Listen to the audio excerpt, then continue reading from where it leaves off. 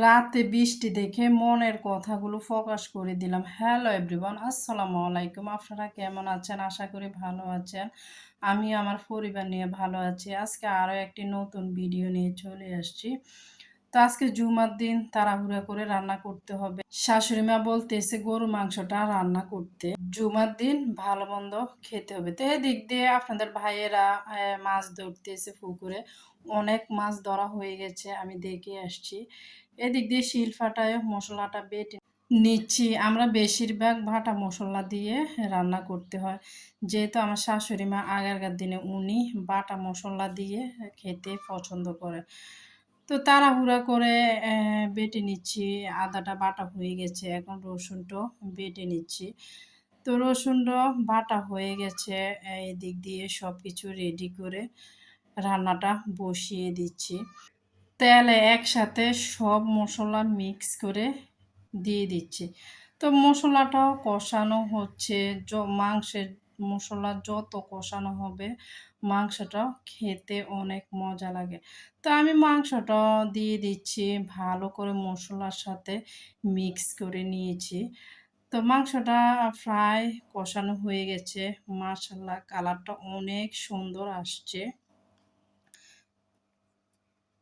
এখন ঝোলের পানিটাও মাংসের সাথে দিয়ে দিচ্ছি। তো মাংসটা আমার রান্না হয়ে গেছে।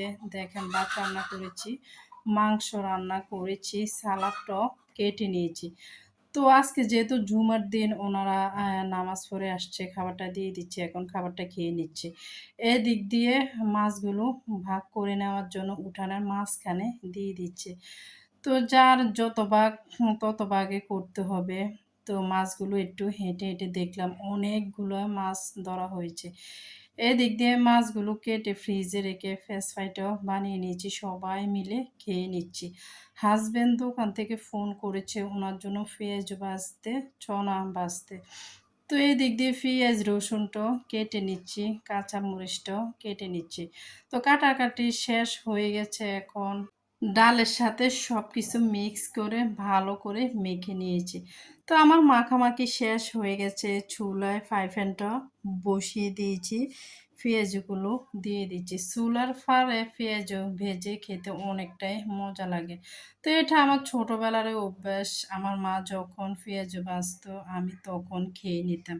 পেঁয়াজটা ভাজা হয়ে গেছে, এখন নামিয়ে নিচ্ছি। রাতে প্রচুর বৃষ্টি হচ্ছে। হাসব্যান্ড এখনো আসে নাই। রাতের ১২টা বাজে। দরজার পাশে দাঁড়িয়েছে। মনটা অনেক খারাপ। শাশুড়ি মা অনেক বকা দিয়েছে, অনেক কথা বলছে। তো দেখা হচ্ছে নেক্সট ব্লগে। আল্লাহ হাফেজ।